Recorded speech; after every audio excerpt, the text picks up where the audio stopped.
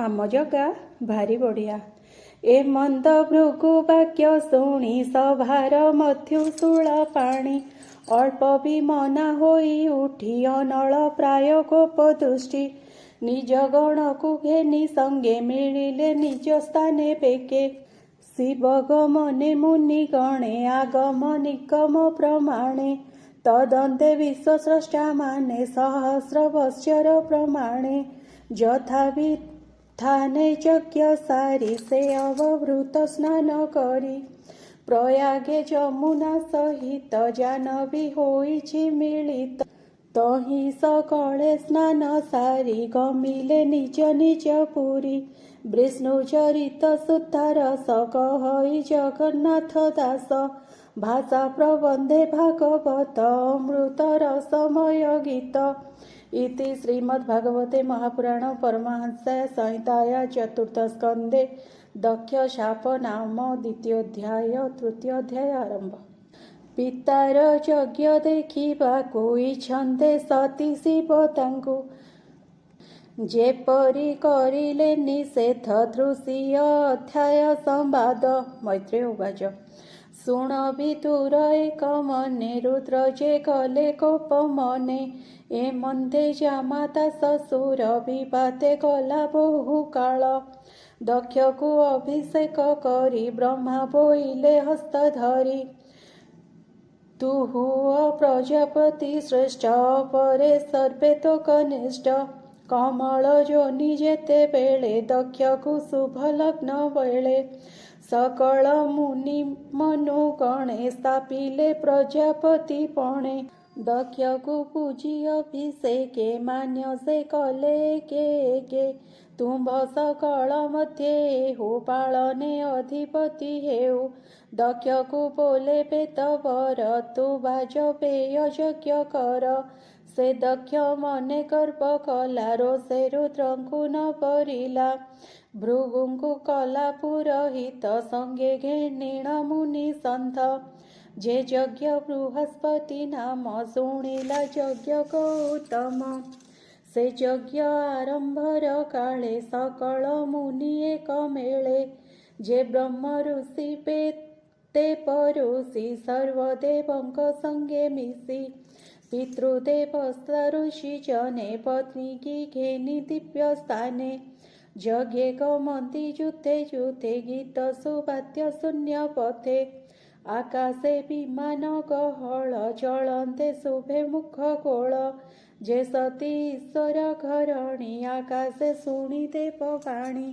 निज सखींकी पचारिला ताहांग बदनु शुणिला शुण गो ईश्वर भामिनी जेणे गमन्ति सुर मुनि तुम्भ पितार महायज्ञे देवे गमन्ति शून्य मार्गे निज कामिनी घेनी संगे विमाने जान्ति नाना रंगे तिनि भुवने जेते जने यज्ञे गमन्ति तो समने दिव्य अलंकार भूषणे विमाने बसी बधू गणे स्वामीଙ୍କ संगते चलन्ति देख गगने पंक्ति पंक्ति नक्षत्र ग्रहण प्राय सौभागी उपमा अन्य देवा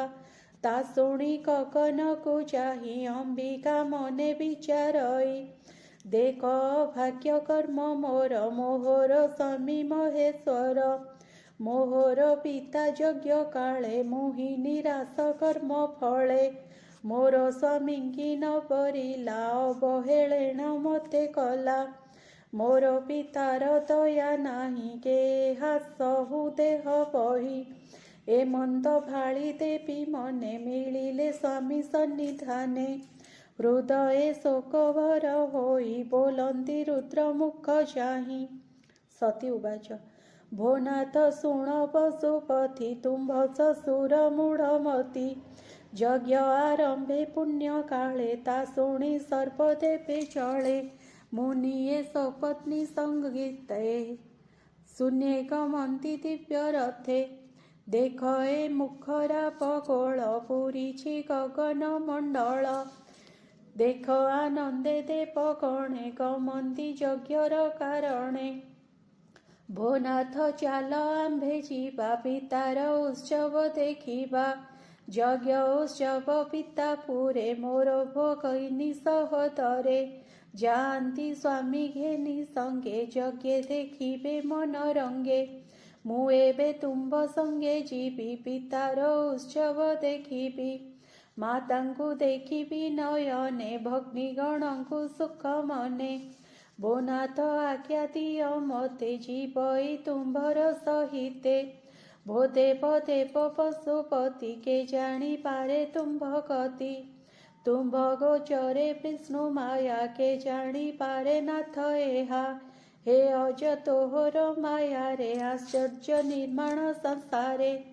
तथापि स्त्री जन्म मोर मु काहू करिबि गोचर मो जन्मभूमिर दर्शने इच्छा बलिला मोर मने हे भव तुम्भे त भव कि रूपे हे अनुभव बंधु विरहे जेते दुख तहिरे तुम्भे त विमुख देख ए प्रभु शून्य पथे तेबे गमंती युद्धे युद्धे जे सने राजहंस पंथी विमान मान शून्य जाती मोर पितार पुरे जाई यज्ञ देखिबे सुख बही भोनाथ शुण पशुपति तुम्भ चरणे मोर मति मु एहा सहिबि के मन्ते शरीर बहिए जगते पिता जननी भग्नि गणे दिव्य भूषण आभरणे यज्ञ आरंभे सुख फले थिबे सकल एक मेले पिता भर्ता गुरु सदने जोगाई जीवा अपरणे भोनाथ शुण सदा शिव जेबे आत्मरणे न जीव मु जीवी आज्ञा दिय मते प्रसन्न मने शुद्ध चित्ते ब्रह्मर्थभूत गणपति नित्य तामस बहे मति जेणु तामस जनप्रिय नित्य निंदित एहा देह मु मूढ़ न जानी अज्ञाने विश्वासी ब्रह्मार वचने एहाकु सती कन्या देली अति अनीति आचरिली मैत्रेय उवाच ए मंद कुश्चित वचने से प्रजापति कोप मने दुर्बुद्धिपण आचरिला गिरी से बहु निंदा कला तक्षणे उठी कोपा नळे हस्त अंजलि भरी चले भृगुर वचन समते हरंकु साप देवा अर्थे मनरे महाक्रोध धरी शिवे बोलती दृढ़ करी दक्ष उवाच इंद्र उपेन्द्र आदि जेते अशेष देवंग समेते देव योजने हविर्भाव केबे हरण पाइब एकथा मोहर प्रमाण एथकु साक्षी नारायण ए देवगण गौतम आत्मा गुणे सर्वसम दक्षर ए वचन शुणी से पेद सभा मध्य पुणी दक्ष को चाहि सर्वलोके निषेध कले के से दक्ष कोपे अभिमानी देवंक वचन न मानी अत्यंत कोपे शाप देला ऋषिंक वचन न कला ब्रह्मार सभारु बाहार दक्षिणे जाते निज पुर नंदी जे रुद्र पासे थिले दक्षर साप से शुणिले हृदय कंपमान होई मनरे दुख खेत बही रोषणे कसाय लोचन दक्षर वाक्य कोपमन दक्ष को प्रतिशाप देई बोलई सभा जने चाही दक्षर मते जेते थिबे साप भले से पाइबे दक्ष को जे पार थिबे वृषरे तोर रहिबे एकुट गृह धर्म मध्ये विषय भोग इच्छा सधे